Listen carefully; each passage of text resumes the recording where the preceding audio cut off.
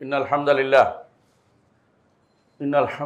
नहमदुहु व नस्तईनुहु व नस्तगफिरुह व नऊज़ु बिल्लाहि मिन शुरूरि अंफुसिना व मिन सय्यिआति अअमालिना मन यहदिहिल्लाहु फला मुदिल्ल लहु व मन युद्लिल फला हादिय लहु व अशहदु अन ला इलाहा इल्लल्लाहु वहदहु ला शरीका लहु व अशहदु अन्न मुहम्मदन अब्दुहु व रसूलुहु या अय्युहन्नासु इत्तक़ू रब्बकुमुल्लज़ी खलक़कुम मिन नफ्सिन वाहिदा وخلق منها زوجها وبث منهما رجالا كثيرا ونساء واتقوا الله الذي تساءلون به والأرحام إن الله كان عليكم رقيبا يا أيها الذين آمنوا اتقوا الله حق تقاته ولا تموتن إلا وأنتم مسلمون يا أيها الذين آمنوا اتقوا الله وقولوا قولا سديدا يصلح لكم أعمالكم ويغفر لكم ذنوبكم ومن يطع الله ورسوله فقد فاز فوزا عظيما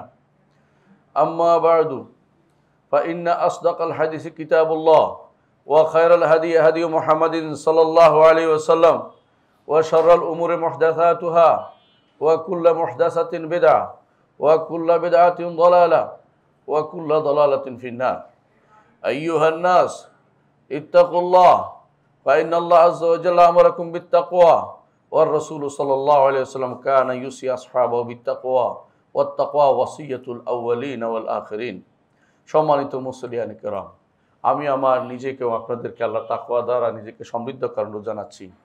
তাকওয়া এমন এক জিনিস যা না হলে আমাদের দুনিয়া ও আখিরাতে কোনো নিস্তার নাই, মুক্তির কোনো উপায় নেই, বাঁচার কোনো উপায় নেই।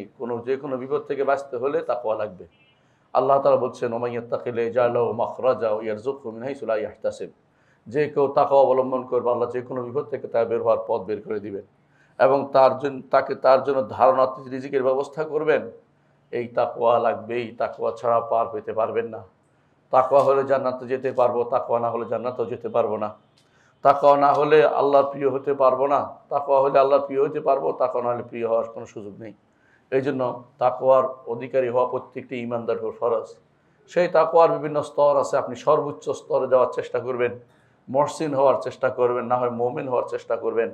কিন্তু শুধু মুসলিম হয়ে গেলে তাকওয়ার অধিকারী হলে যথেষ্ট নয়। এই তাকওয়ার কারণে হয়তো একদিন জান্নাতে যাবেন, কিন্তু গুনাহ খাতাগুলি নিয়ে হাসরের মাঠে উপস্থিত হলে আপনার বিপদ ছাড়া আর কিছুই অবশিষ্ট থাকবে না। এই বিপদ থেকে বাঁচার চেষ্টা দুনিয়া থাকতেই করতে হবে। হাসরের মাঠে একবার যদি গুনাহ নিয়ে উঠেন, এর অর্থ হচ্ছে আপনার আর কিছু প্রাপ্তি বলে কিছু থাকলো না। হাসরের মাঠে গুনাহ নিয়ে উঠা যাবে না। গুনাহ মাফ করার অনেকগুলো কারণ আল্লাহ তাআলা দুনিয়াতে দিয়েছেন। গুনাহ মাফ করা অনেকগুলো জিনিস দুনিয়াতেই দিয়ে দিয়েছেন। আল্লাহ তাআলা তওবা করলে গুনাহ মাফ করে, ক্ষমা চাইলে গুনাহ মাফ করে, বিপদ আপদ হইলে গুনাহ মাফ করে, বেশি বেশি নেক আমল করলে আল্লাহ গুনাহ মাফ করে, কবরের প্রশ্নোত্তরের মাধ্যমে গুনাহ মাফ করে, কবর আযাবের মাধ্যমে গুনাহ মাফ হয়। যখন ঈমানদাররা তার জন্য দোয়া করে, মৃত ব্যক্তির জন্য তার গুনাহ মাফ হয়। হাসরের মাঠে যে কঠিন বিপদের কারণে ঈমানদারের গুনাহ মাফ হয়। আবার যখন হিসাব নিকাশের কষ্ট আসে তখনও গুনাহ মাফ হয়। তারপরে যখন সে নিচে পড়ে যায় ফুলসিরাত পার হতে গিয়ে, তখনও গুনাহ মাফ হয়। আবার রব্বুল আলামিন মানুষের সুপারিশের কারণে, ঈমানদারদের সুপারিশের কারণে কিছু মানুষের গুনাহ মাফ করে তাকে বের করবেন। সবশেষে আল্লাহ রব্বুল ইজ্জত তার হাত দিয়ে কিছু মানুষদের গুনাহ মাফ করে, নিজস্ব একান্ত ক্ষমতা সব গুনাহ মাফ করে দিয়ে কাউকে বের করে আনবেন, শুধুমাত্র ঈমান থাকার কারণে। যার ঈমান নাই তার কোনো কিছু অবশিষ্ট নেই। হাসরের মাঠ নিয়ে, হাসরের অবস্থা নিয়ে আমাদের আলোচনা করা বোঝা দরকার। সম্মানিত মুসলিয়ান কিরাম, আপনাদের সাথে আমার আলোচনা চলছিল একজন ঈমানদার যা না জানলেই নয়, একজন ঈমানদারকে যা জানতেই হবে, তার ধারাবাহিকতা আজকে আলোচনা করব। যেখানে গত পর্বে আমরা বলেছিলাম যে এরপরে আমাদের আলোচনা হচ্ছে হাসরের মাঠের উপস্থিতি, সিংহায় ফুৎকার পরে কী হবে, এ বিষয়ে আমাদের জানতে হবে। না জানলে চলবেই না, এটা জানতেই হবে। দুনিয়ার জীবন আপনার জন্য পরীক্ষা স্বরূপ। আল্লাহ তাআলা কোরআনে কারীম বলে দিয়েছেন, লিয়াবলুয়াকুম আইয়ুকুম আহসানু আমালা। তোমাদের আমল কত সুন্দর সেটা তিনি পরীক্ষা করতে চান। আমল করলেই হবে না, আমলটা সুন্দর হতে হবে। আর সুন্দরটা হবে মুহাম্মদুর রাসূলুল্লাহ সাল্লাল্লাহু আলাইহি ওয়াসাল্লামের প্রদর্শিত পথে যদি হয় সেটা সুন্দর হবে। তার প্রদর্শিত পথের বাইরে যে কোনো আমল করবেন সেটা কোনোদিন সুন্দর হবে না। সেটা কোনোদিন সুন্দর বলে গৃহীত হবে না, কবুল হবে না। আর সুন্দর হবে যখন আল্লাহর জন্য হবে। আল্লাহর জন্য না হলে সেটা আর সুন্দর হবে না।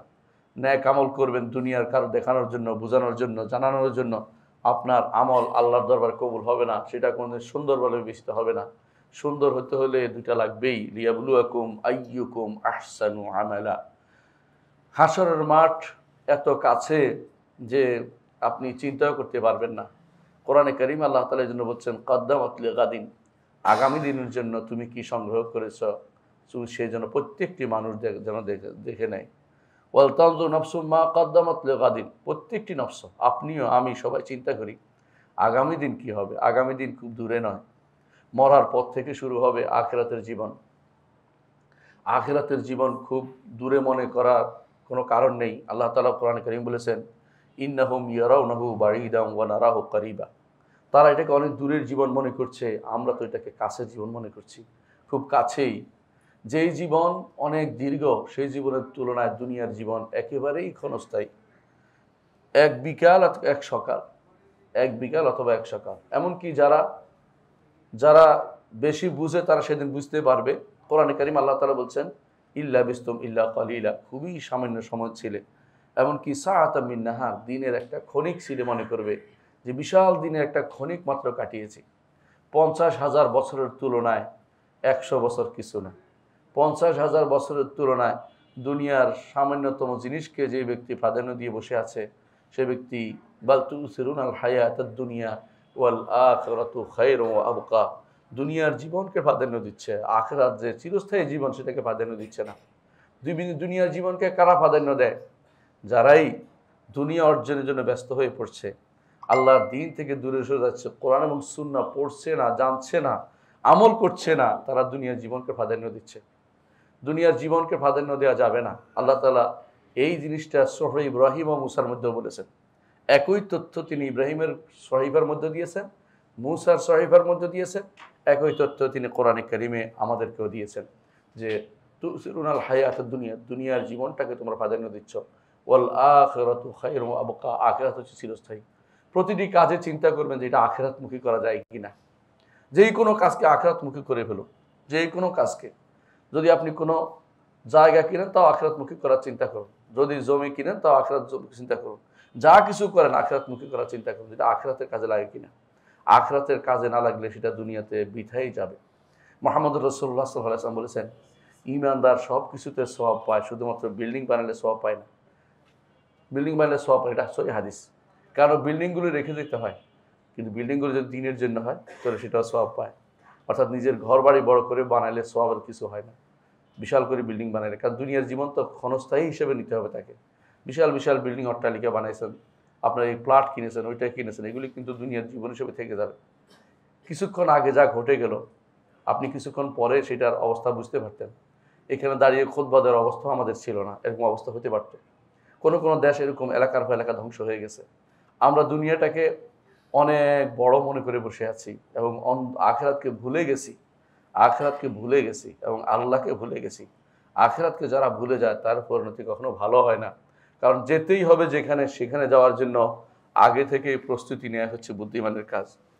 সম্মানিত মুসলিয়ান ইকরাম, যেটা বলছিলাম যে যদি দুনিয়ার জীবনের শেষে আখিরাতের জীবন কিন্তু আমাদের সামনে উপস্থিত। আমরা যে আলোচনা করছিলাম, একজন ঈমানদার আল্লাহর উপর ঈমান রাখবে, ফেরেশতার উপর ঈমান রাখবে, কিতাবের উপর ঈমান রাখবে এবং রাসূলদের উপর ঈমান আনবে, আখিরাতের উপর ঈমান আনবে, তাকদীরের উপর ঈমান আনবে। আলোচনা যখন আমাদের শেষ হয়েছে, এখানে আখিরাতের উপর ঈমানের প্রথম ধাপ আমরা আলোচনা করেছি, সেটা হচ্ছে কিয়ামতুস সুগরা, অর্থাৎ একজন মানুষের মৃত্যু এবং একজন কিয়ামতের আলামত, এগুলো নিয়ে আলোচনা করেছি। আজকে থেকে যে আলোচনাটা আমাদের হবে, হয়তো 2-3টা খুতবা লেগে যাবে, যে হাশরের মাঠ এবং জান্নাত জাহান্নাম নিয়ে কী অবস্থা হবে। হাশরের মাঠের শুরুটা হচ্ছে দুনিয়ার সমাপ্তির সাথে সাথে হাশরের মাঠের কর্মকাণ্ডে শুরু হয়ে যাবে। আমরা পড়েছিলাম, জেনেছিলাম যে মানুষ, আগুন তাদেরকে ঠেলে নিয়ে যাবে এক বিশাল মাঠে। আগুন তাদেরকে দুনিয়ার একটা মাঠে নিয়ে যাবে। দুনিয়ার মাঠ, এটা দুনিয়ার হাশরের মাঠ, সেটা হচ্ছে বর্তমান সিরিয়া বা শাম এলাকা পুরোটাকেই আল্লাহ রসুল সাল্লাল্লাহু আলাইহি ওয়াসাল্লাম বলছেন সেদিকে মানুষদেরকে ঠেলে নিয়ে যাবে দুনিয়া, যারা জীবিত থাকবে সে সময়। সেটা শুধু কাফেরই থাকবে, ইমানদার বলতে কেউ থাকবে না সে সময়। তাদেরকে যখন সেদিকে নিয়ে যাওয়া হবে তখন সেখানে সর্বপ্রথম যে ফুৎকার হবে, কেয়ামতের শুরু সেখান থেকে, কেয়ামতের প্রথম যে ফুৎকার সেটা থেকেই কেয়ামত শুরু হয়ে যাবে। প্রথম হচ্ছে সিংহায় ফুৎকারের মাসালা। সিংহায় তখনই ফুৎকার দেয়া হবে। এই ফুৎকার কে দিবেন? এই ফুৎকার দিবেন ইসরাফিল আলাইহিসসালাতু ওয়াসসালাম। আর তখনও দিন থাকবে, তখনও দিন হিসাব থাকবে, অর্থাৎ পৃথিবী থাকবে, অর্থাৎ তখনও সূর্য পূর্ব দিকে উঠবে, পশ্চিম দিকে ডুববে। উল্টা নয়, উল্টা শুধু একদিন হবে, পশ্চিম দিক থেকে একদিন উঠবে, প্রতিদিন সেটা হবে না। আবার সেটা পূর্ব দিক থেকে পশ্চিম দিকে ডুববে, অর্থাৎ পৃথিবীর হিসাব ঠিক থাকবে। সেই জন্য এই দিনটি যেদিন কেয়ামত অনুষ্ঠিত হবে তা হচ্ছে শুক্রবার। মুহাম্মদ রাসূলুল্লাহ সাল্লাল্লাহু আলাইহি ওয়াসাল্লাম আমাদেরকে তার হাদিস জানিয়েছেন যে শুক্রবার এমন একটি দিন সেদিন কেয়ামত অনুষ্ঠিত হবে, অর্থাৎ যেদিন সিংহায় ফুৎকার দেওয়া হবে সেদিন থাকবে শুক্রবার। সেদিন কিছু মানুষ বাজারে, যারা যেহেতু দুনিয়া নিয়ে ব্যস্ত, দিন দেওয়ার মানুষ থাকবে না, সবই মারা যাবে এর আগেই। সুতরাং তারা কেউ কাপড় ফসরা সাজিয়েছে বেচা কেনা করার জন্য, কেউ বা তার ওটকে খাবার দিয়েছে, অর্থাৎ তারা আখিরাতকে ভুলে বসে আছে। তারা চিন্তাও করবে না, আগুন লাগলে মনে করবে যে প্রাকৃতিক দুর্যোগ মনে করে বসে থাকবে। এগুলি যে আল্লাহর পক্ষ থেকে আযাব ও গজব কেউ মনে করে না। আজও আল্লাহর পক্ষ থেকে আযাব ও গজব মনে করা হচ্ছে না। কিছুক্ষণ আগে যা ঘটে গেল, যে বিপদ ঘটে গেল, এটাকে আমরা আযাব মনে করা উচিত ছিল, যে আল্লাহর পক্ষ থেকে বিশেষ আমাদেরকে ভয় দেখানোর জন্য সেটা এসেছে। আমরা সেটাকে ভয় হিসাবে নিচ্ছি না, আমরা মনে করছি যে বিশেষ কারণে অমুকখানে জমিনের মধ্যে ফাটল থাকার কারণে এই ঘটনা ঘটেছে। অমুকখানে জমিনের ফাটল কোথায় কি আছে এটা তো আমার দেখার বিষয় নয়। আমার দেখার বিষয় হচ্ছে আল্লাহ তাআলা ইউখাউফুল্লাহু বিহি ইবাদাহ, তার বান্দাদেরকে ভয় দেখাচ্ছেন। এই ভয়টাকে আমাদের অন্তরে আনা উচিত, যে আজকে মরে গেলে কালকে আমার জন্য আমলের সুযোগ থাকবে না, 2 রাকাত সালাত পড়ার সুযোগ আমার কোনোদিন আসবে না। যারা মরে গেছে তারা কান্নাকাটি করছে যে 2 রাকাত সালাত কেন পড়ে আসলাম না। 2 রাকাত সালাত পড়ার সুযোগটাকে তারা বিশাল সুযোগ মনে করছে এখন। উপরে থাকতে আমরা 2 রাকাতকে কোনো গুরুত্ব দিচ্ছি না। 2টা রাকাত কিন্তু আমার জীবনের জন্য বিশাল পাথেয় হতে পারে। এটা চিন্তা করলে আখিরাতমুখী হওয়া দরকার আমাদের প্রত্যেকেরই। আখিরাতমুখী হতে পারলে সেদিন আল্লাহর কাছে ভালো কিছু আমাদের অপেক্ষা করছে, আমাদের জন্য অপেক্ষা করছে। সিংহায় ফুৎকার দেয়া হবে। আর সিংহায় ফুৎকারের বিষয়টি আল্লাহ তাআলা কোরআনে কারীমে উল্লেখ করেছেন 2 শব্দে। সিংহা বলছেন, নাকুর বলেছেন। সিংহায় ফুৎকার বলছেন ফাইজা নুফিখা ফিস সূর, সূরের মধ্যে ফুৎকার দেওয়া হবে। আবার বলেছেন ফাইজা নুকিরা ফিন নাকুর, নাকুরের মধ্যে যখন শব্দ করা হবে। এই শব্দ শুরু কিভাবে হবে? হাদিসে আছে রাসূলুল্লাহ সাল্লাল্লাহু আলাইহি ওয়াসাল্লাম বলেছেন প্রথমে শব্দ হবে নাকরা, মতো একটা শি শব্দ হতে থাকবে। এটা বাড়তে বাড়তে বাড়তে বাড়তে মহাবিস্ফোরণ শব্দাংশ হয়ে যায়, বিশাল বিস্ফোরণের মতো শব্দ হবে।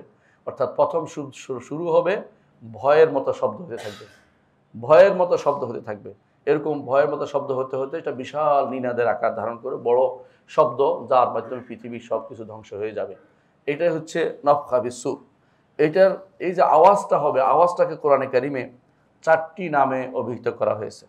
কোথাও বলা হয়েছে নাফখা, ফুক, ফু যেটা দেবে, নাফখা বলা হয় এটাকে। সূরা হাক্কার 13 নম্বর আয়াতে আল্লাহ তাআলা বলছেন ফাইজা নাফখা ফিস-সূরি নাফখাতুন ওয়াহিদা, যখন সূরের মধ্যে একটা ফুৎকার দেয়া হবে। সূর কি জিনিস? রাসূলুল্লাহ সাল্লাল্লাহু আলাইহি ওয়াসাল্লামকে সাহাবা একরাম জিজ্ঞাসা করছেন। রাসূল বলেছেন যে সূর হচ্ছে একটা জিনিস যাতে ফুৎকার দেয়া হবে, এমন একটি বাঁশির মতো, গরুর শিংয়ের মতো এরকম একটা জিনিস যেটার মধ্যে ফুৎকার দেওয়া হয়, বাঁকা একটার ভিতরে ফুৎকার দেওয়া হবে। এটা কীরকম? এটার ধরন তো আমরা জানি না, বিশাল। রাসূলুল্লাহ সাল্লাল্লাহু আলাইহি ওয়াসাল্লামকে একবার জিজ্ঞাসা করি, ইয়া রাসূলুল্লাহ, আপনাকে বিমর্ষ দেখাচ্ছে কেন? তিনি বললেন যে কিভাবে শান্তিতে থাকতে পারি, কিভাবে শান্তিতে থাকতে পারি। সাহেবা সূর, যাকে সিংহা ফুৎকার দেওয়ার অর্ডার দেওয়া হয়েছে, সে সিংহা মুখে নিয়ে বসে আছে, সিংহা মুখে নিয়ে বসে আছে এবং কানটা তার সরাসরি আল্লাহ তাআলার দিকে কান দিয়ে তাকিয়েছে, আরশের দিকে। কখন সিংহায় ফুৎকার কান তালা লাগিয়ে আছে আরশের দিকে, কখন তাকে সিংহায় ফুৎকারের অর্ডার দেওয়ার সঙ্গে সঙ্গে সে ফুৎকার দিবে। এটা আপনার কাছে যদি দূরে মনে হয়, রাসূলুল্লাহ সাল্লাল্লাহু আলাইহি ওয়াসাল্লামের কাছে তত কাছে মনে হতো, তিনি বিমর্ষ হতেন এই কারণে। অর্থাৎ সিংহায় ফুৎকারকারী ফেরেশতা আমাদের কাছে বিখ্যাত হচ্ছেন, তিনি হচ্ছেন ইসরাফিল আলাইহিসসালাতু ওয়াসসালাম। কিন্তু সরাসরি এই নামটি আসেনি, এটা এজমা দ্বারা সাব্যস্ত, সরাসরি এই নামটি আসেনি। সাহেবুস সূর রাসূলুল্লাহ সাল্লাল্লাহু আলাইহি ওয়াসাল্লাম বলছেন সিংহায় ফুৎকার দাতা। তবে ইসরাফিলের নাম কোরআনও আসছে, হাদিসেও এসেছে, কিন্তু তিনি যে সিংহায় ফুৎকার দিবেন সরাসরি নস, বিশুদ্ধ নস নেই, বিশুদ্ধ কোনো ভাষ্য নেই। তবে অবস্থার পরিপ্রেক্ষিতে আলেমরা বলেছেন সাহেব সুর আর কেউ নয় তিনি ইসরাফিল আলাইহিসসালাম, তারা এটার এজমা করেছেন। এই জন্য আমরা যখনই বলি সিংহে ফুৎকার তখন ইসরাফিল আলাইহিসসালামের কথা আমাদের মনে আসে।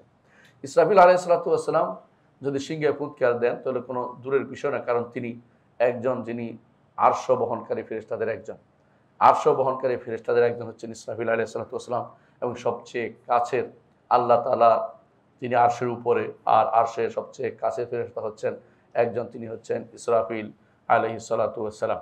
সেই হিসাবে তিনি হতে পারেন, আবার অন্য কেউ হতে পারে, কিন্তু ইজমা দ্বারা সাব্যস্ত হচ্ছে তিনি হচ্ছেন ইসরাফিল আলাইহিসসালাম।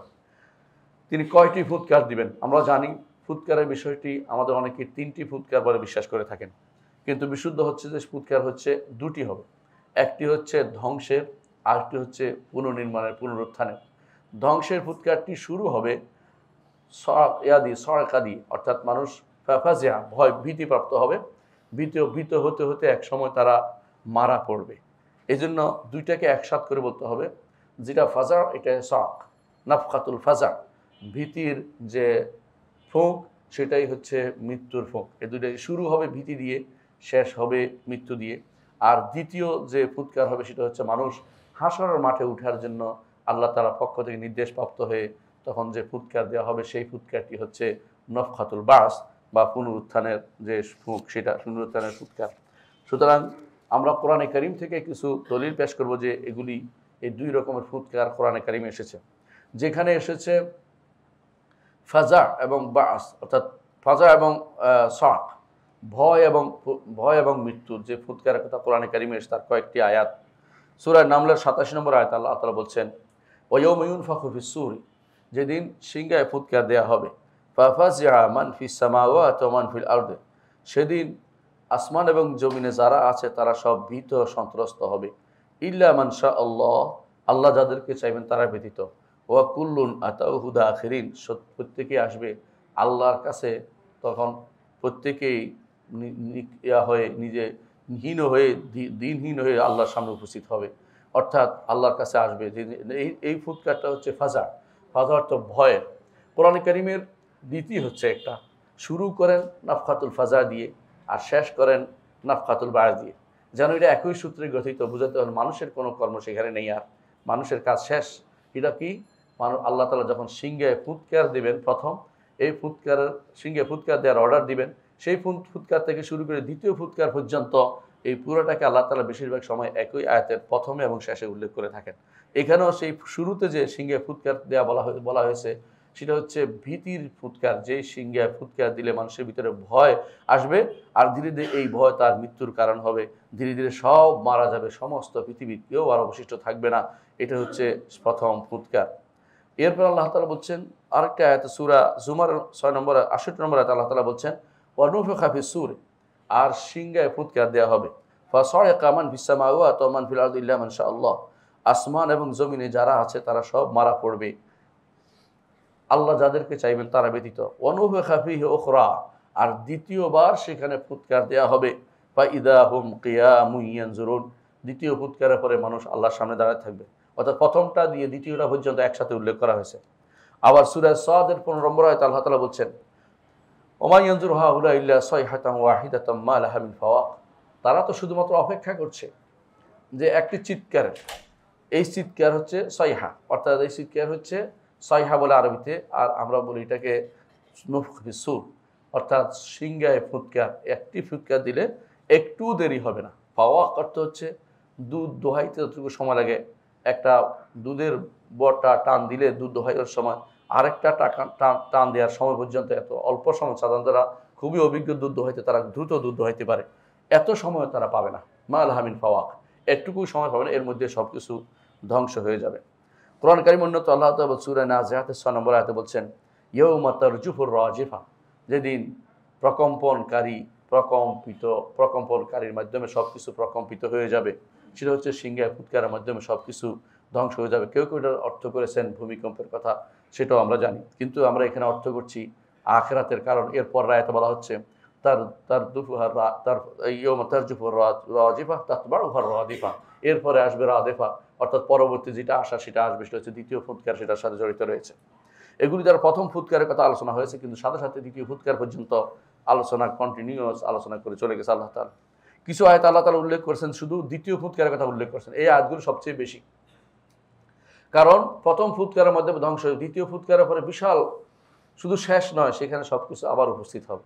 প্রত্যেকে আবার জীবন নিয়ে হাসরের মাঠের দিকে আবার দৌড়াতে হবে প্রত্যেকটি মানুষকে।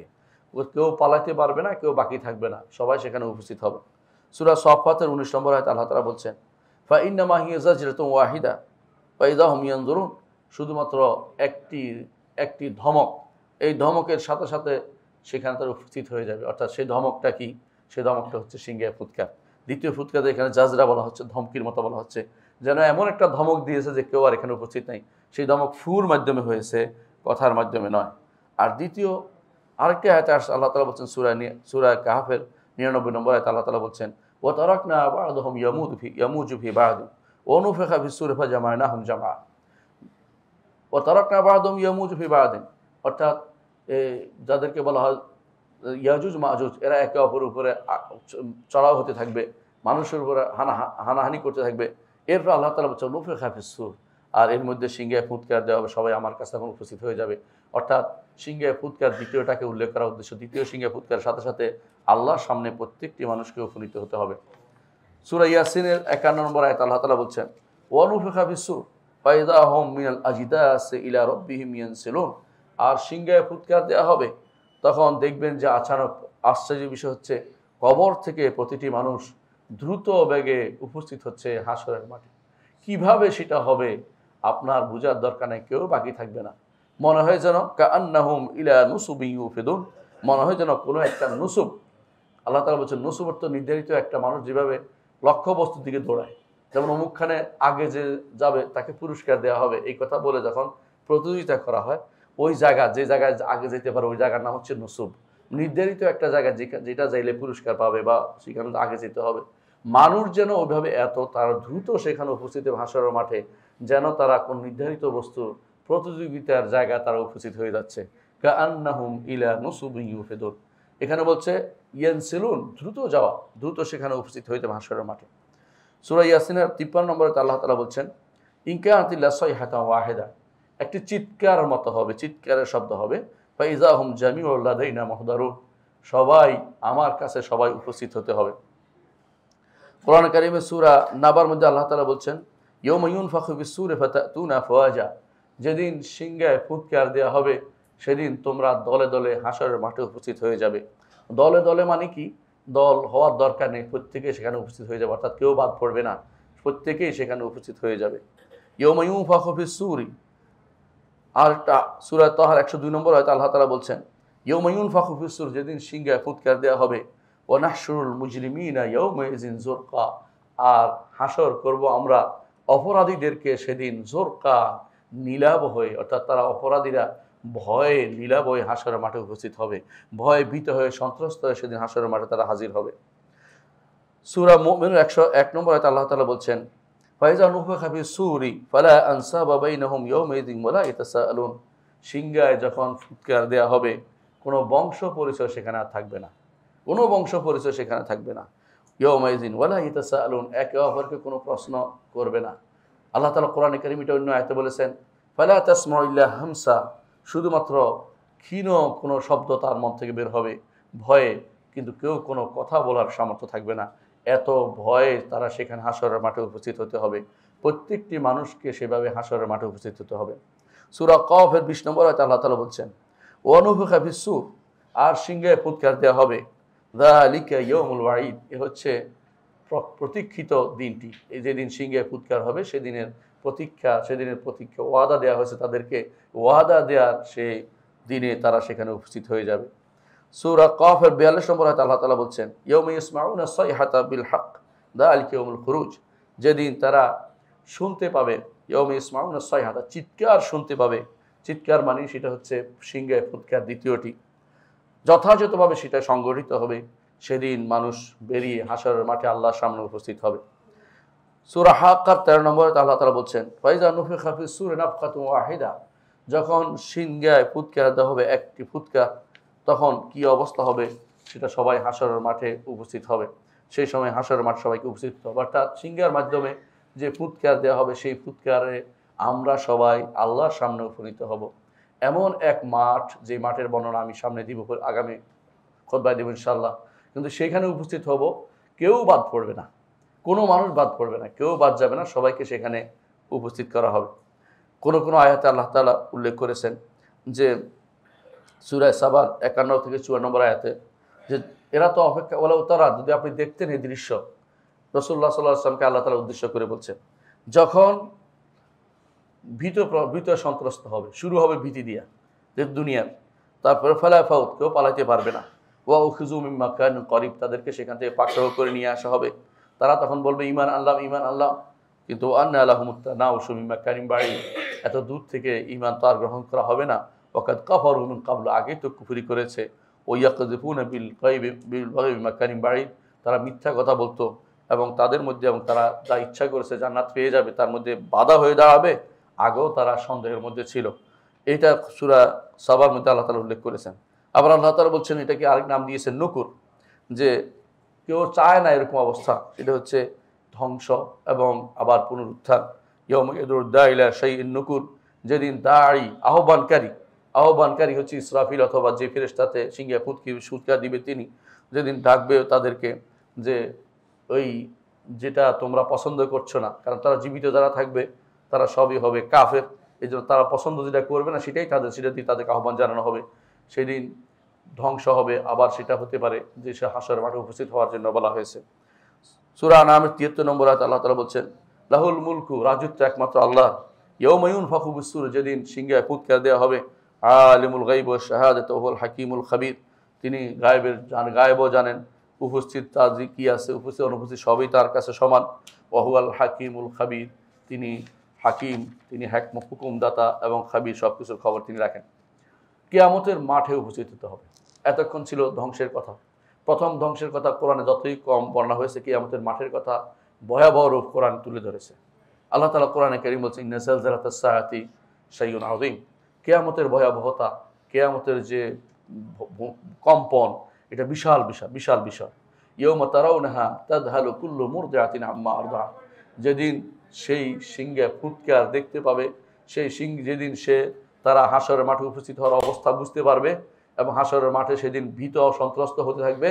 তারাউনাহা ইয়াউমা তাযহালু কুল্লু, সেদিন প্রত্যেকটি কুল্লু মুরদিআতিন আম্মা আরদাআত, প্রত্যেকটি দুগ্ধ পানকারী নারী যাকে দুধ পান করিয়েছে তাকে ভুলে যাবে। অর্থাৎ যে মা সাধারণত সন্তানকে কখনো আগ্রহ নিক্ষেপ করতে চায় না, সন্তানকে নিয়ে তার সব চিন্তা চেতনা, সেদিন সেটা সব কিছু ভুলে যাবে। সবাই তখন ডাকতে ইয়া নফসি বলতে থাকবে, আমার কি হবে, সেই চিন্তায় প্রত্যেকে বিভোর থাকবে। সেই দিনটি হচ্ছে কিয়ামতের দিন, সেই দিনটি হচ্ছে কিয়ামত। এর কয়েকটি নাম আছে, আমি নামগুলো উল্লেখ করবো। কিয়ামতের প্রত্যেকটা নামের সাথে, বেশি নাম ওর অর্থ হচ্ছে এই নয় যে এইটা এমনিতে নাম দিয়েছে, প্রত্যেকটা নামের সাথে কিয়ামতের মাঠের অবস্থার বর্ণনা রয়েছে, প্রত্যেকটা নামের সাথে কিয়ামতের মাঠের অবস্থার বর্ণনা রয়েছে। প্রথম নামটি যেটা আমরা এতক্ষণ বলে এসেছি, কিয়ামা। কিয়ামা শব্দের অর্থ হলো দাঁড়ানোর দিন। ইয়াউমা ইয়াকুমুন নাসু লিরাব্বিল আলামিন, যেদিন মানুষ দাঁড়াবে সেদিন রব্বুল আলামিনের জন্য। দাঁড়িয়েই থাকতে হবে, বসার সুযোগ নেই, দাঁড়িয়ে থাকতে হবে। একদিন দুদিন না, 50,000 বছর সেদিন দাঁড়িয়ে থাকতে হবে। সেই সূর্যের সামনে, যেই সূর্য আপনার মাথার উপরে থাকবে, অনেক দূরে নয়, 1 মাইল উপরে থাকবে, অথবা মেইলের উপরে থাকবে, আরও কাছাকাছি থাকবে। সূর্য এত কাছে থাকার কারণে শরীর পুড়ে যাবে না, সে ব্যবস্থা আল্লাহ করবেন, কিন্তু ঘামতে থাকবেন। হাশরের মাঠ তখন ঘামে ভিজে যাবে, এবং সেটা ডুবো অবস্থা হবে। সেই কিয়ামতের মাঠ, এটাকে প্রথম কিয়ামা বলা হয়েছে। আল্লাহর সামনে আপনাকে দাঁড়াতে হবে। সূরা নিসার 87 নম্বর আয়াতে আল্লাহ তাআলা বলছেন, আল্লাহু লা ইলাহা, আল্লাহ তিনি ব্যতীত সত্য কোনো ইলাহ নেই, তিনি একমাত্র সত্য ইলাহ। লা ইয়াজমাআন্নাকুম ইলা ইয়াউমিল কিয়ামাতি লা রাইবা ফীহ, অবশ্যই তিনি তোমাদেরকে একত্রিত করবেন কিয়ামতের দিনে, যে দিনের ব্যাপারে কোনো সন্দেহ নেই। 1 নম্বর নাম হচ্ছে ইয়াউমুল কিয়ামা। দ্বিতীয় নাম হচ্ছে ইয়াউমুল আখির, আল ইয়াউমুল আখির। আমরা কোরআনে কারীম বিভিন্ন জায়গায় দেখি যে ইয়মুল আখির কথা বলে আখিরাত ইউকিনুন বলেছে, আবার ইয়মুল আখির কথা বলা হয়েছে যে ওমান ইয়াকফুর বিল্লাহি ওয়াল ইয়াউমিল আখির, যে ব্যক্তি আল্লাহর কুফরি করবে ইয়মুল আখির শেষ দিন। শেষ দিন কেন বলা হয়েছে? এরপরে আর কোনো দিন নেই। এরপরে দিন নেই কেন? কারণ হচ্ছে সূর্য পেঁচিয়ে জাহান্নামে ফেলা হবে শাস্তি দেওয়ার জন্য, আলাদা কোনো আলোর দরকার হবে না। আমার রবের আলোতে ওয়া আশরাকাতিল আরদু বিনূর রব্বিহা, আমার রবের চেহারার আলোতে সব কিছু আলোকিত হয়ে যাবে। আপনি হয়তো চিন্তা করতে পারছেন না সেই আলো কীরকম, সেটা আমার চিন্তারও বিষয় না এবং সেটা কোনোদিন ধারণা করে নিতে পারবো না। ঈমান আনতে হবে। জান্নাতের আলো সূর্যের আলো নয়, জান্নাতের আলো হবে আমার রবের চেহারার আলো। সে আলো দিয়ে জান্নাতীরা আলোকিত হবে। জান্নাতের কোনো এমন অন্ধকারের কোনো কিছু নেই, জান্নাতে সেরকম থাকবে। আর জাহান্নাম আলো অন্ধকার থাকবে, যেখানে রবের আলো পড়বে না সেখানে অন্ধকারে থাকবে, সূর্যের আলো বলতে কিছু থাকবে না। সেজন্য সেটা হচ্ছে শেষ দিন। যেই দিনের পরে আর কোনো দিন নেই সেই দিন হচ্ছে ইয়মুল আখির, অথবা ইয়মুল আখির বলা হচ্ছে দুনিয়ার জীবনের অপোজিটে। ওইটা হলো প্রথম দিন আর এটা হলো শেষ দিন। একদিন দুই দিন হিসাবে ধরা হচ্ছে, দুইটাই শুদ্ধ। কোরআনে কারিমে অন্যত্র সেটা বলছে আদ-দারুল আখিরা, একই নাম দুই রকম আসছে। আদ-দারুল আখিরা অর্থাৎ দ্বিতীয় ভূমি, দ্বিতীয় বাড়ি, দ্বিতীয় বাড়ি, দুনিয়ার জীবনের বাড়ি, আর এটা হলো আখিরাতের বাড়ি। আল্লাহ তাআলা বলছেন তিলকা দারুল আখিরা নাজআলুহা লিল্লাযিনা লা ইউরিদুনা উলুওয়ান ফিল আরদি ওয়ালা ফাসাদা ওয়াল আকিবাতু লিল মুত্তাকিন। আখিরাতের বাড়ি আল্লাহ কাকে দিবেন? আখিরাতের বাড়ি জান্নাত। এই জান্নাতটা আল্লাহ দিবেন আল্লাযিনা লা ইউরিদুনা উলুওয়ান ফিল আরদি ওয়ালা ফাসাদা, দুনিয়ার বুকে বড় হতে চায় না, দুনিয়ার বুকে অহংকার করতে চায় না। বড় হওয়া মানে হচ্ছে নিজেকে বড় করে প্রতিষ্ঠিত করে তোলা। আল্লাহর দ্বীনের জন্য আপনি যত বেশি নিবেদিত হবেন আল্লাহ আপনাকে বড় করবেন। আপনি চাইলেও আপনি বড় হতে পারবেন না। ইন্নাকা লান তাখরিকাল আরদা ওয়া লান তাবলুগাল জিবালা তুলা, আপনি পাহাড়ের মতো উঁচু হতে পারবেন না, জমিনকে আপনি পায়ে দিয়ে দাবাই ফেলতে পারবেন না। কোনো মানুষ পারে নাই, কোনো মানুষ পারে নাই। যেই জমিনের উপর অহংকার করেছেন সেই জমিনের উপরে আপনার বাড়িঘর, সে আপনার জায়গা হয়েছে। যেই পানি নিয়ে অহংকার করেছে ফেরাউন, সেই পানিতে ফেরাউন ডুবতে হয়েছে। যেই জীবন নিয়ে নমরুদ অহংকার করেছে, সেই ছোট্ট জীবন পাখি, সেই ছোট্ট জিনিসটি তার নাকের ভিতরে উঠে তাকে শেষ নিঃশেষ করে দিয়েছে। আল্লাহ তাআলা দেখিয়ে দুনিয়ার বুকে যারা অহংকার করে, দুনিয়ার বুকে যারা অহংকার করে থাকে তাদেরকে তিনি কঠিন শাস্তি দিয়ে থাকেন। আখিরাতে তার জন্য কিছু থাকে না। উলুওয়ান ফিল আরদি ওয়ালা ফাসাদা, দুইটা জিনিস একসাথে একটার সাথে জড়িত। যারাই অহংকারী হয় তারাই ফাসাদ সৃষ্টি করে। দুনিয়ার বুকে আল্লাহ আপনাকে বহু নিয়ামত দিয়েছেন, যত বেশি বিনয়ী হবেন আল্লাহ আপনাকে বাড়িয়ে দিবেন এবং আপনার জন্য আখিরাতের নিয়ামতও থাকবে। আর দুনিয়ার বুকে আপনি শুধু শুধু বড় হতে চাইবেন, আপনি বিভিন্ন রকমের মিছিল মিটিং করে মানুষের কষ্ট দিবেন, দুনিয়ার বুকে বিভিন্ন রকমের অপকর্ম করে বেড়াবেন, বিভিন্ন রকম মানুষকে বিভিন্নভাবে প্রতারিত করবেন, বিভিন্ন বড় হওয়ার চিন্তা আপনার মাথার ভিতরে সবসময় যে ব্যক্তি নিয়ে ঘুরছে আখিরাতের জীবনটাকে নষ্ট করে দিচ্ছে। আল্লাহ তাআলা কোরআনকে মিটাই বলছেন তিলকা দারুল আখিরা নাজআলুহা লিল্লাযিনা লা ইউরিদুনা উলুওয়ান ফিল আরদি ওয়ালা ফাসাদা, দুনিয়ার বুকে যারা ফাসাদ চায়, বড় হতে চায়, বেশি অহংকার করতে চায় তাদেরকে আল্লাহ তাআলা আখিরাতের বাড়ি দিবেন না।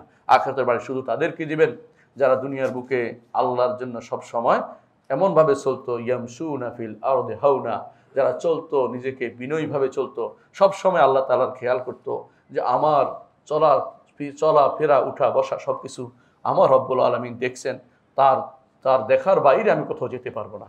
যে ব্যক্তি এটা নিয়ে চিন্তা করে আল্লাহ তাআলা তাদের জন্য জান্নাতের ব্যবস্থাপনা করবেন, আখিরাতের বাড়ি তাকে দিবেন। কোরআনে কারিমে এটাকে আখিরাতও বলা হয়েছে। কবিল আখিরাতুহুম ইউকিনুন, তিন নামের যে কোনো একটি নাম মূলে হচ্ছে ইয়মুল আখির। তৃতীয় নামটি হচ্ছে সা। কোরআনে কারিমে আল্লাহ তাআলা বলছেন সা ইয়াসআলুকান নাস আনিস সা, মানুষ আপনাকে সা সম্পর্কে জিজ্ঞেস। সা শব্দের অর্থ হলো ক্ষণিক, হঠাৎ করে ঘটে যাবে, হঠাৎ করে ঘটে যাবে, চিন্তাও করতে পারছে না এরকম ঘটনা ঘটে যাবে।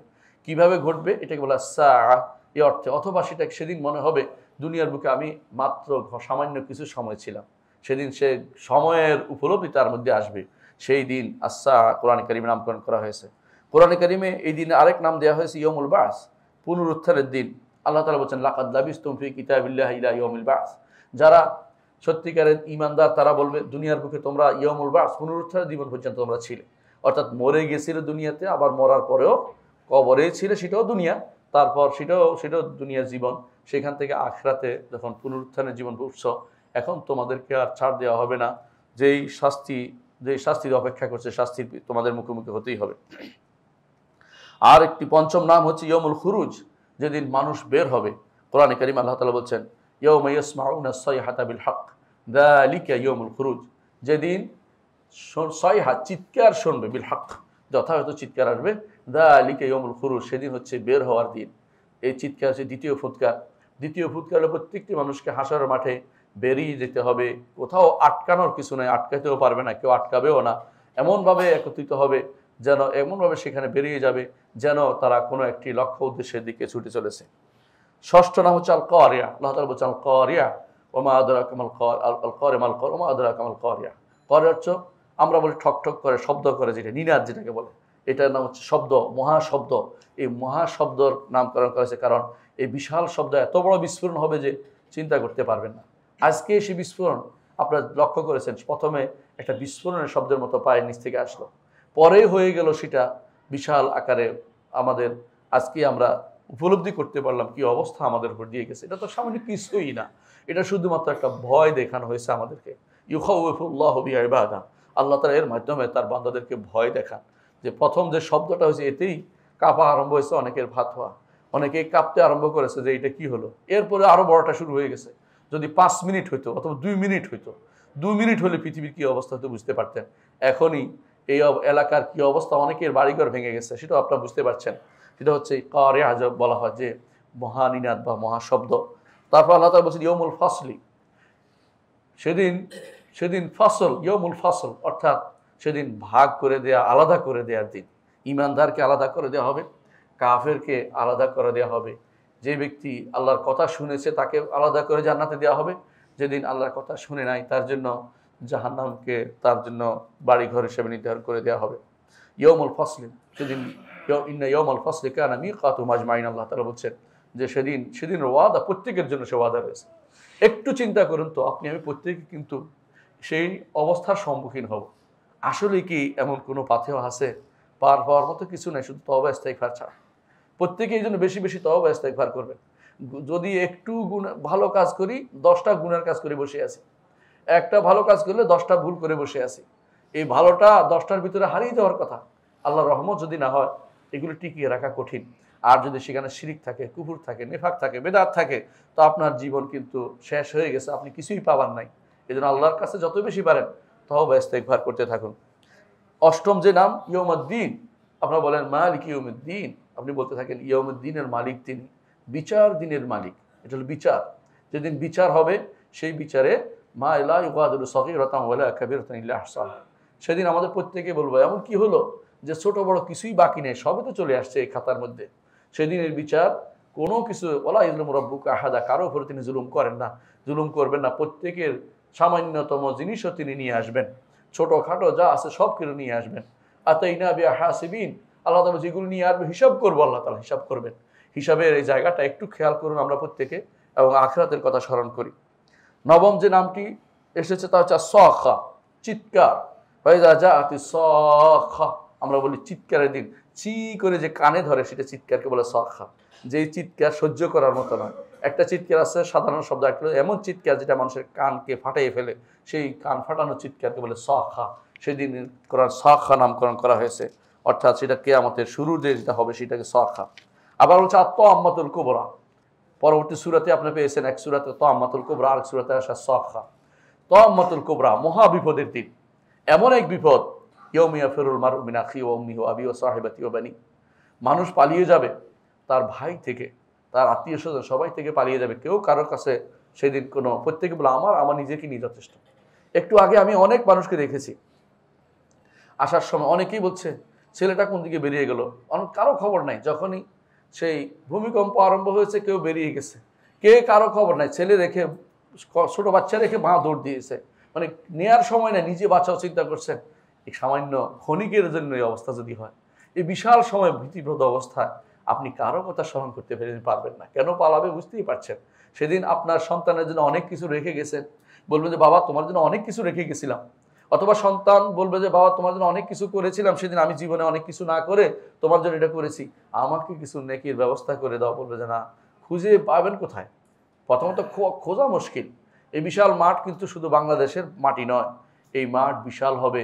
যেই মাঠ এই সবার জায়গা হবে, আগের পরের সবার যে মাঠে জায়গা হবে, এরকম নতুন এক মাঠে আপনি উপস্থিত হবেন। সেখানে কাকে কিভাবে খুঁজে বেড়াবেন? সেদিন শুধু আপনার আমল আপনার কাজে দেবে।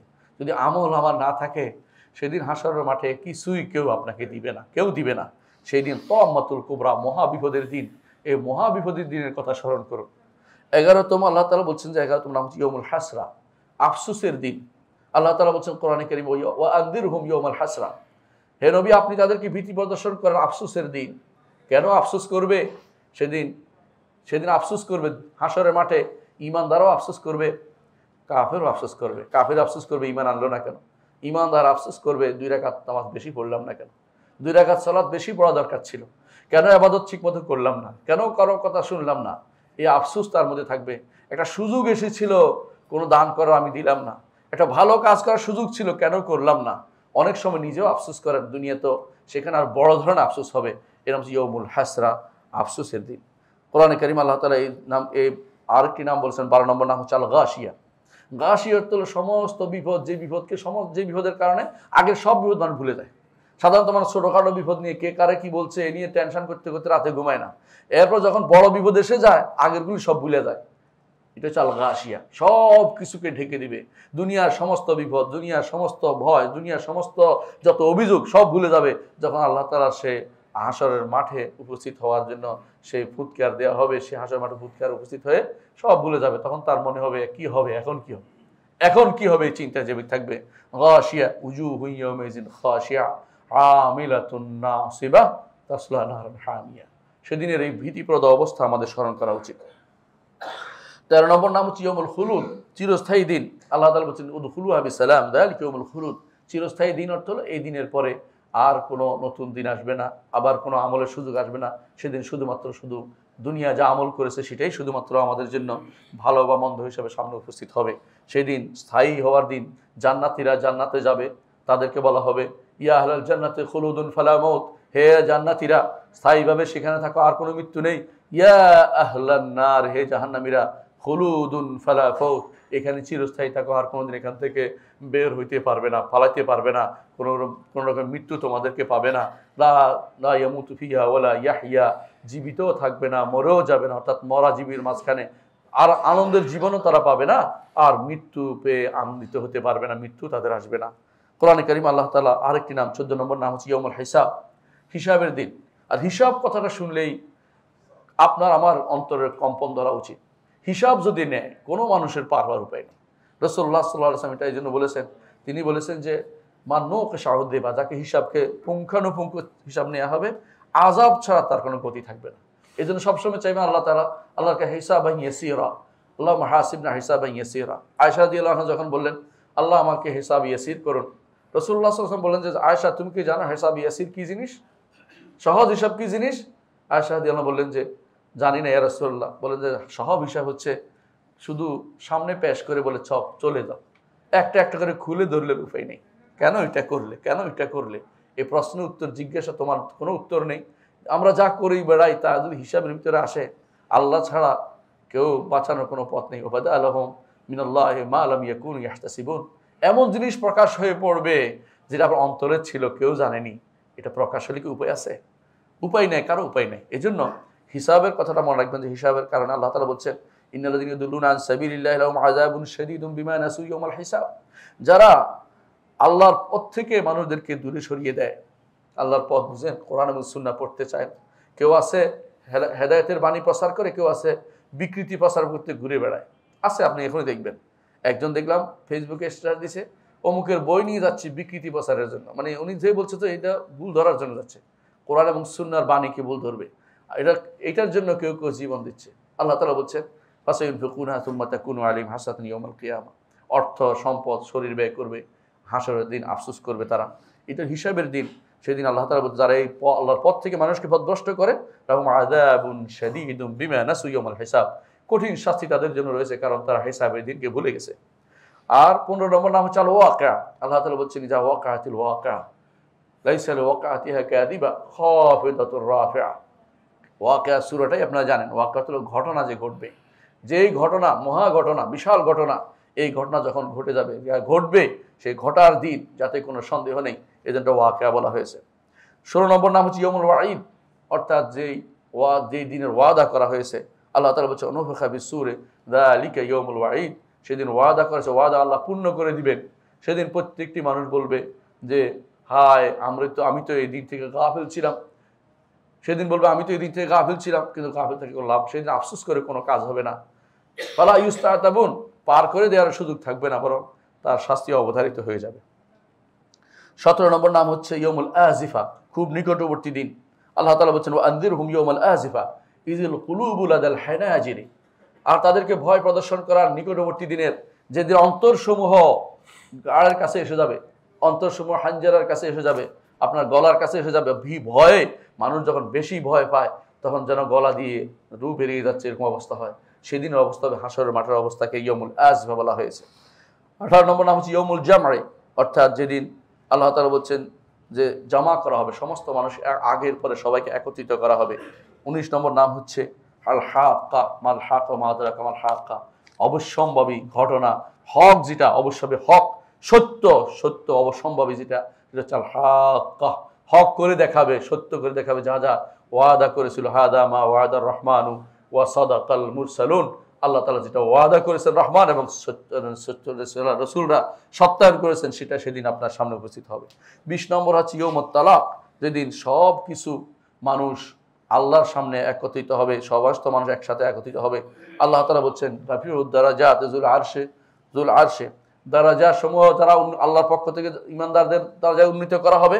আর আরজুল আরশ, আল্লাহ তাআলা ইউলকির রূহ মিন আমরি আলা শাই আলা মান ইয়াশা মিন ইবাদিহি, আল্লাহ তাআলা এই আরশওয়ালা অর্থাৎ আল্লাহ তাআলা তিনি তার বান্দাদের জন্য পাঠান, রূহ পাঠান, রূহ হলো ওহী পাঠান, কি জন্য? লিউনজিরা ইয়াউমাত তালাক, যেদিন সাক্ষাৎ হবে, সাক্ষাতের দিন, সেটা সাক্ষাতের দিন, আল্লাহর সাথে বান্দার সাক্ষাৎ হবে সেদিনের দিন। এটি সেই দিন, মহাদিনের কথা সবাই চিন্তা করা উচিত। 21 নম্বর হচ্ছে ইয়াউমুত তানাদ, যেদিন একে অপরকে ডাকতে থাকবে, সে ডাকে কোনো কাজ হবে না। আল্লাহ তাআলার পক্ষ থেকে লোকেরা ব্যক্তির নাম ধরে ধরে ডাকবে, সেদিন নাম ধরে ধরে ডাকবে, সেদিন একজন একজন করে ডাকতে থাকবে, আল্লাহ সবার সাথে কথা বলবেন, সেই দিনের কথা স্মরণ করুন। 22 নম্বর ইয়াউমুত তাগাবুন, যেদিন মানুষ ঠকার দিন, ঠকার চোখে ইমানদাররা কাফেরদের জায়গা দখল করে ফেলবে, কাফেররা সেদিন ঠকতে থাকবে, সেই দিনের কথা স্মরণ করুন। ইয়াউমা তুবলাস সারায়ের, যেদিন অন্তরের ভেদসমূহ প্রকাশ পেয়ে যাবে, সেই 23টি নাম আমরা দেখতে পাচ্ছি কোরআনে কারিমে। সম্মানিত মুসলিয়ানে কেরাম, আল্লাহ তাআলা কোরআনে কারিমে এবং মুহাম্মদ রাসূলুল্লাহ তাআলার হাদিসে এই দিনের অনেক নাম উল্লেখ করেছেন, অনেক গুণ উল্লেখ করেছেন, সবগুলি আমরা উল্লেখ করলাম না। শুধু এই এতগুলি নাম গুণ কেন উল্লেখ করেছেন? এই জন্য যে এটা একটা বিশাল দিন, বিপজ্জনক দিন, বিশাল দিন। যত নাম দিতে পারেন দেখবেন ওইটা আপনার এটার সাথে এই আখিরাতের দিনের সাথে অ্যাপ্রোপ্রিয়েট হয়ে যায়।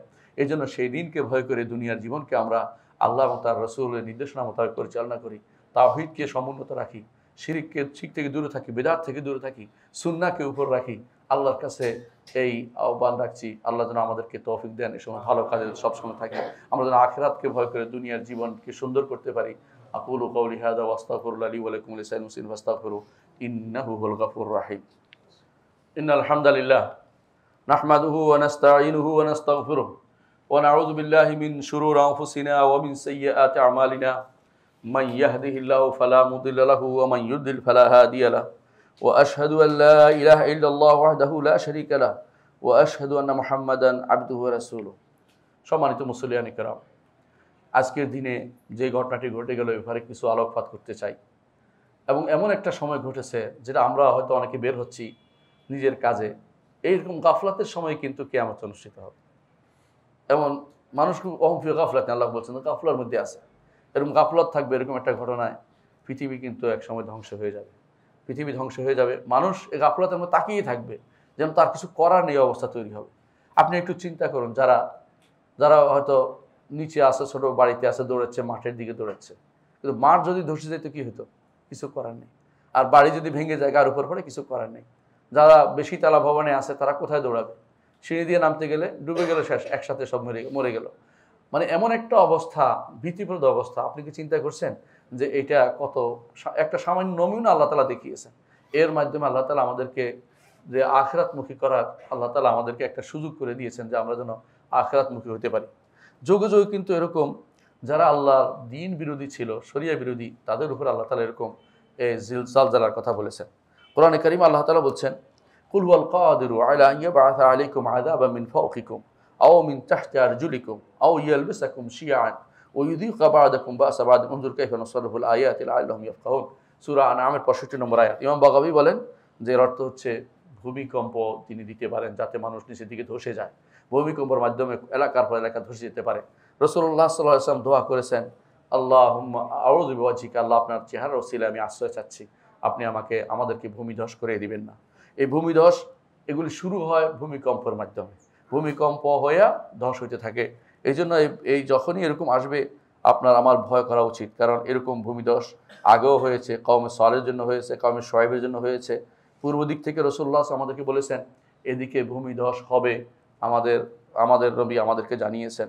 এবং কিয়ামতের আগে ভূমিধস হওয়ার কথা রাসূলুল্লাহ বারবার বলেছেন যে কিয়ামতের আগে ভূমিধস হবে এবং কিয়ামতের আগে ভূমিকম্প হবে। জালাজাল বলেছেন রাসূল, সরাসরি শুধু খাস বলেন না, ভূমিধস না, জালাজালও বলেছেন যে এদিকে ভূমিধসের বেশি উৎপাত হবে।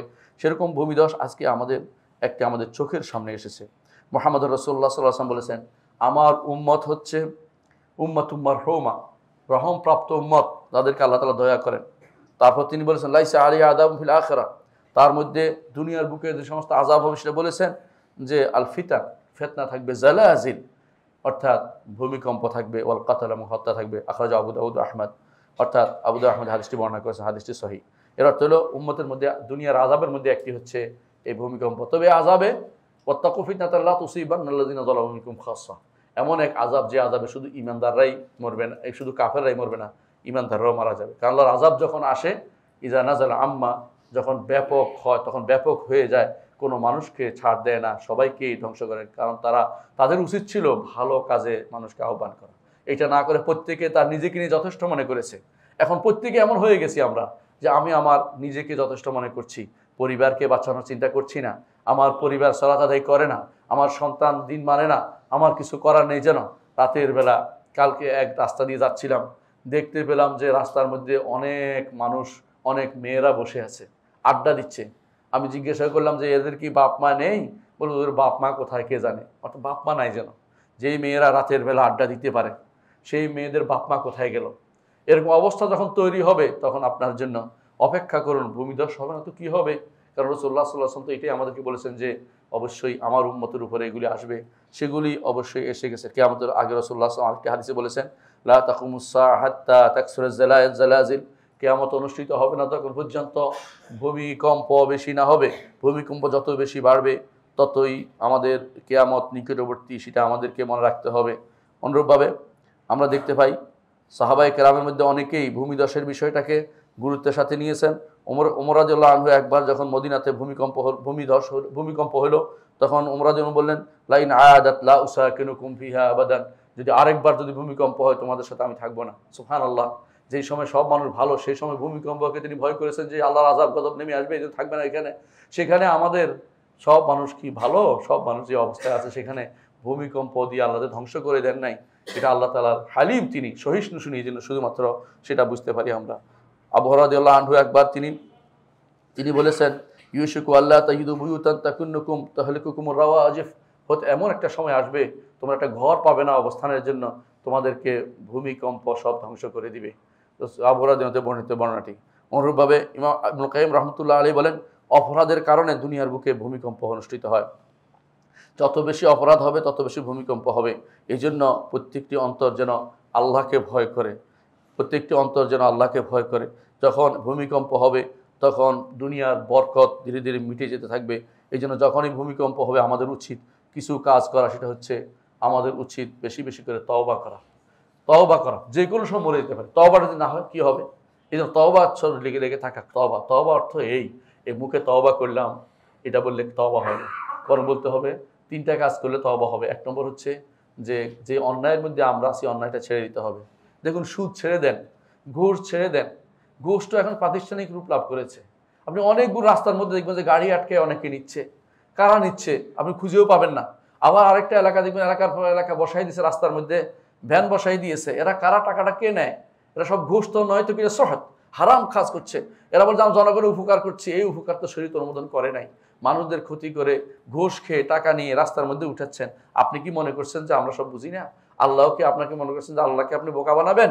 আউযুবিল্লাহ, এই কথা মনে করতে আপনি যে কাফের হয়ে যাবেন। আপনি আল্লাহ জানছেন না, আল্লাহ দেখছেন না মনে করেন, কোনো কারণ নাই। একটি টাকা রাস্তা থেকে বা মানুষ থেকে আপনি যেভাবে নিচ্ছেন, এইটার নাম হচ্ছে মাক্স।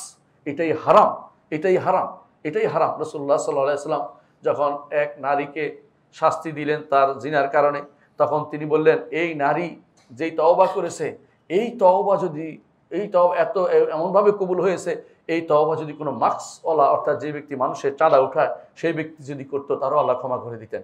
এর অর্থ হচ্ছে ওইটা জিনার চেয়েও ভয়াবহ হচ্ছে এটা, নাহলে এটাকে আল্লাহ রাসূল উল্লেখ করতেন না। যারা চাঁদাবাজি করে বেড়ায়, টাকা খাচ্ছে অনবরত, টাকা কারা খায় আমরা নাম ধরে বলার দরকার নেই, আপনারা বুঝতে পারেন। প্রত্যেকেই আমরা এই এই এই দেশের মানুষ বুঝতে পারি কারা টাকা খাচ্ছে। কেউ ফাইল আটকায় টাকা খাচ্ছে, কেউ গাড়ি আটকিয়ে টাকা খাচ্ছে, কেউ বা রাস্তা বন্ধ করে টাকা খাচ্ছে, কেউ বা মার্কেটের মধ্যে ভয় দেখিয়ে টাকা খাচ্ছে। এই টাকাখোররা যখন আসছে, সেটা পুরোটাই দেশটা একটা অনাচারে পূর্ণ হয়ে গেছে। এই জায়গাতে আপনি আমি যত বেশি পরিমাণে আল্লাহর তওবা করবো, তত বেশি আল্লাহ তাআলার আযাব থেকে বাঁচতে পারবো। এখন তওবা শুরু করেন, বেশি বেশি করে তওবা করুন এবং আল্লাহর কাছে লজ্জিত হন। 1 নম্বর হচ্ছে অন্যায়টা ছেড়ে দিতে হবে। 2 নম্বর কাজ হচ্ছে ভবিষ্যতে আর করবো না, এরপরে দৃঢ় প্রতিজ্ঞ হতে হবে। 3 নম্বর হচ্ছে এই পরিবেশটা পরিত্যাগ করে যেতে হবে। মানুষের হক থাকলে সেটাকে ফেরত দিয়ে দিতে হবে। মানুষের হক কখনো আপনার জন্য হালাল হতে পারে না যতক্ষণ পর্যন্ত সে তার হারাম সেটা আপনাকে ক্ষমা না করে দিবে। ইস্তেগফার করুন বেশি বেশি করে, সদাকা করুন, দান সম্পদ করুন। মানুষকে স্মরণ করিয়ে দিন যে এরকম একটা ছোট্ট জিনিস আল্লাহ তাআলা আপনাদেরকে নজির দেখিয়েছেন। আল্লাহর আযাব যখন গজব যখন আসবে, আপনি কোনো দিকে বাঁচতে পারবেন না, কোনো দিকে পালাইতে পারবেন না, দৌড়াইতে পারবেন না। একটু স্মরণ করুন, বাসায় বাসায় স্মরণ করিয়ে দিন যে তুমি 5 মিনিট আগে যা করেছিলে, তোমরা যা করেছিলে, এটাই হচ্ছে হাশরের মাঠের অবস্থা। কেন? ইন্না জালজালাতিস সাআতি শাইউন আযীম। আল্লাহ তাআলা বলছেন কিয়ামতের কম্পন বিশাল বিশাল বিষয়। এই কিয়ামতের কম্পন কি দেখেছেন আপনি? কিছুই না। একটা সামান্যতম নিদর্শন দেখে তাতেই আপনি পালিয়ে বেড়াচ্ছি। অনেকে ধ্বংস হয়ে গেছে, অনেকে বিভিন্ন জায়গাতে অসুবিধা হয়ে পড়েছে। আমরা দোয়া করি আল্লাহর কাছে, যারা এই জালজালায় মারা গেছে তাদেরকে আল্লাহ যেন হাদম হিসেবে, হাদিসে আসছে, যারা উপর থেকে পড়ে মারা যাবে তারা শাহাদাতের মর্যাদা তারা পায়, শাহাদাতের যেন যারা গুনাহ থেকে মুক্ত হয়, তারা যেন গুনাহ থেকে মুক্ত হয়ে জান্নাতের অধিবাসী হতে পারে। ঈমান থাকে আল্লাহকে দোয়া করি এবং দোয়া করি যারা ক্ষতিগ্রস্ত হয়েছে তারা যেন ক্ষতিকে পুষিয়ে নিতে পারেন এবং আল্লাহর দ্বীনের দিকে ফিরে আসেন এবং মনে করেন যে বাড়িঘর বা প্রাচুর্য শান্তি নয়, শান্তি হচ্ছে আল্লাহর দ্বীনের দিকে ফিরে আসা। যে যেখানে থাকুক আল্লাহর দিকে ফিরে আসলে ইন্না লিল্লাহি ওয়া ইন্না ইলাইহি রাজিউন, আমরা সবাই আল্লাহর জন্য আল্লাহর কাছে ফিরে যাব, এই নীতি সবসময় অবলম্বন করি। চিরস্থায়ী জীবন আমরা কখনো পাবো না, পাওয়ার চেষ্টাও যেন না করি। আল্লাহ আমাদের বুঝার তৌফিক দান করুন। আলা ওয়া সাল্লু আলা সাইয়্যিদিল বাশারিয়া মুহাম্মদ ইবনে আব্দুল্লাহ কামা আমারা আল্লাহু আযজা ওয়া জাল্লা ফি কিতাবিহি ওয়া তানান্না বিমালাইকাতি মুসাব্বিহাতিল কুদসি ওয়া সাল্লাল্লাহু বিকুম আইয়ুহাল মুমিনুন ওয়া ক্বালা তাআলা মুখবিরান ওয়া আমিরা ইন্না আল্লাহা ওয়া মালাইকাতাহু ইউসাল্লুনা আলান নাবিয়্যি ইয়া আইয়ুহাল্লাযিনা আমানু সাল্লু আলাইহি ওয়া সাল্লিমু তাসলিমা ওয়া ক্বালা আন-নাবিয়্যু সাল্লাল্লাহু আলাইহি ওয়াসাল্লাম মান সাল্লা আলাইহি মাতান সাল্লাল্লাহু আলাইহি ওয়া সাল্লাম اللهم صل على محمد وعلى ال محمد كما صليت على ابراهيم وعلى ال ابراهيم انك حميد مجيد اللهم بارك على محمد وعلى ال محمد كما باركت على ابراهيم وعلى ال ابراهيم انك حميد مجيد اللهم ارض عن الخلفاء الراشدين ابي بكر وعمر وعثمان وعلي وعن سائر الصحابه والتابعين رضوان الله عليهم اجمعين اللهم اغفر لنا ولاخواننا الذين سبقونا بالايمان ولا تجعل في قلوبنا غلا للذين امنوا ربنا انك رؤوف رحيم اللهم اغفر لنا اجمعين اللهم আমাদের সবাইকে আপনি ক্ষমা করে দিন। আল্লাহ আমাদের মধ্যে যারা অসুস্থ তাদের সুস্থ দান করুন। আল্লাহ আমরা যারা অসুস্থ সুস্থ দান করুন। আল্লাহ আমাদের যে সমস্ত ভাইয়ের বিপদে আছে বিপদ থেকে তাদের উদ্ধার করে দিন। আল্লাহ আমাদের অনেকেই আজকে অনেকেই বিপদে পড়ে তাদেরকে আপনি উদ্ধার করে দিন। আল্লাহ তাদেরকে তার ক্ষতি পুষিয়ে না তৌফিক দান করুন। আল্লাহ আমাদের সমস্ত ভাই নির্যাতিত হচ্ছে ফিলিস্তিনে, আমাদের সমস্ত ভাই নির্যাতিত হচ্ছে মায়ানমারে, আমাদের সমস্ত ভাই বিভিন্ন জায়গাতে নির্যাতিত হচ্ছে, বিশেষ করে সুদানে যারা নির্যাতিত হচ্ছে সবাইকে আপনি ক্ষমা করে দিন। আল্লাহ সবাইকে আপনি নির্যাতন থেকে বের হওয়ার তৌফিক দান করুন। আল্লাহ জালেমদেরকে আপনি ধ্বংস করে দিন। আল্লাহ মাজলুমদেরকে আপনি সাহায্য করুন। আল্লাহ আমাদের মৃত ভাইদেরকে আপনি ক্ষমা করে দিন। আল্লাহ যারা আজকে বিপদে পড়েছে এই জাতীয় প্রাকৃতিক দুর্যোগ না বলে আল্লাহ আমাদের এই সমস্ত আল্লাহ আপনার আযাব ও গজবের মধ্যে যারা পড়ে গেছে এদেরকে আপনি ক্ষমা করে দিন। আল্লাহ এদেরকে আপনি এই গজব দিয়ে দুনিয়ার আযাব দিয়ে আখিরাতের আযাব থেকে মুক্ত তাদের করে দিন। আল্লাহ আমাদেরকে আপনি ক্ষমা করে দিন। আমরা দুনিয়া ও আখিরাতে কোনো আযাব আমরা চাই না, আপনার কাছে শুধুমাত্র নিরাপত্তা চাই। আল্লাহ আপনার কাছে শুধু নিরাপত্তা চাই। আল্লাহুম্মা গফির ওয়ারহাম ওয়া আনতা খায়রুর রাহিমিন। সম্মানিত মুসল্লিয়ানি কেরাম, আরেকটি কথা হচ্ছে এই মসজিদে মাদ্রাসা আছে আমাদের। এই মাদ্রাসা ইনশাআল্লাহ একটা মডেল মাদ্রাসা হবে আপনাদের সবার জন্য। আপনারা অনেকেই ঢাকা শহরে মাদ্রাসা খোঁজেন বাচ্চাদের জন্য, আপনাদের কাছে অনুরোধ থাকবে এই মাদ্রাসা যে প্রতিষ্ঠান আছে মাদ্রাসা সিদ্দিক, এখানে আপনাদের সন্তানদেরকে পড়াবেন এবং আমরা যারা খতিবরা আছি সবাই এটা দেখাশোনা করি। এই মাদ্রাসার সিলেবাস হইতে শুরু করে সব কিছু আমাদের তত্ত্বাবধানে রয়েছে। এই জন্য আপনারা এখানে সন্তানদেরকে ঢাকায় যারা আছেন প্রত্যেকে ভর্তি করাবেন।